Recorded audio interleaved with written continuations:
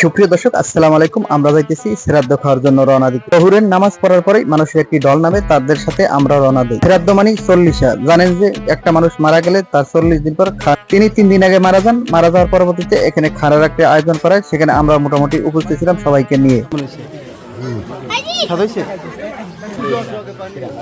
প্রথমে আমরা যখন যাই তখন আসলে মূলত প্লেট পাই না। আমাদের আগে এসে কিছু কিছু লোক এখানে বসে পড়ছে যারা মূলত নামাজও পড়ে নাই। যা হোক, ওইদিকে আমরা না যাই। এখন আমাদের প্লেটের পালা। একটা প্লেট আমি কোনো রকম এখান থেকে নিলাম, সেই প্লেটটা আমার হাতে দিল। অধিকাংশ লোকেই মাটিতে বসে গেছে এবং খাবার শুরু করতেছে, কারণ আমরা যাই দেখি এক সরকট প্রায় ওঠার সময় হয়ে গেছে। যা হোক, আমাদের তো খাইতে হবে। তখন আমরা একটু ঘুরে একটু ক্যামেরা এদিক ওদিক ঘুরাইলাম যে এখন মানুষের পরিস্থিতি কি সেটা একটু দেখছি। সুন্দর সে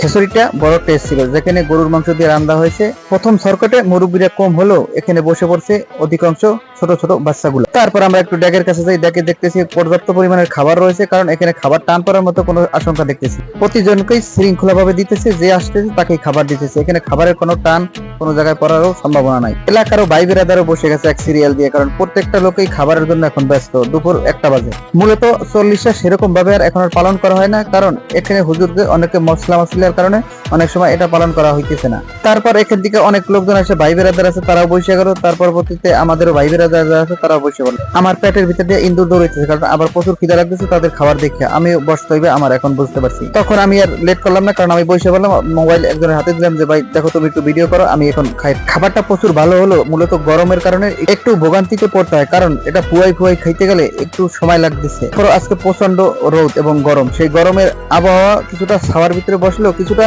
শান্তিতে বসতে পারতেছে। আমাদের এই সরকটের পরবর্তীতে আর হয়তো মনে হয় সরকট হবে না, তারপরও মহিলাদের একটি সরকট রয়ে গেছে।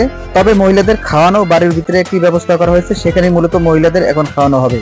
তারপর 1-2 জন করে লোক আসতেছে, প্লেট লইতেছে এবং খাইতেছে। তবে যে সমস্ত মহিলারা শ্রাদ্ধ বাড়িতে খাইতে আসে, যেরকম হাজিয়া খুঁজে আসে, মনে হয় যে বিয়ার বাড়ি খাইতে আসে, শোকের এটা যে একটি শোকের বাড়ি সেটা তাদের আসলে খেলেই থাকে না। তারা হাজিয়া খুঁজে আসে খাবারের জন্য। এবং যা হোক, পরবর্তীতে আরেক সরকট যখন নিজে হয়, তারা মূলত একটু লেট করে আসে, সেক্ষেত্রে তাদের এক জায়গায় বসানো হয় এবং তাদের সাথে প্লেট দেওয়া হয়।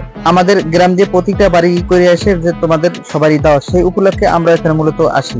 আমি মনে করি আমার এলাকার 50% লোকই মূলত এই অনুষ্ঠানে অ্যাটেন্ড করেছে। 200-300 লোক খাবারের পরও তারপর 3টি ডেক ওভারছে, যেখানে আসলে মূলত মানুষ ছিল না, এত পরিমাণ খাবার এখানে রয়ে গেছে। এখন মূলত আমাদের খাবারের লাস্ট পর্যায়ে, কারণ কিছুক্ষণের মধ্যেই খাবারটা হইলেই আমরা চলে যাবো আমাদের গন্তব্যস্থানে বাড়ি।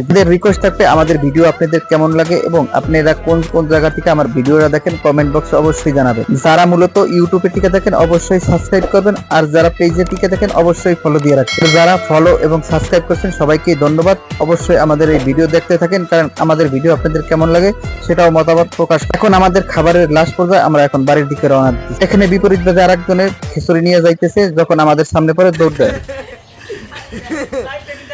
দৌড় দৌড় দৌড় দৌড় দৌড় দে হোসেন দৌড় দে।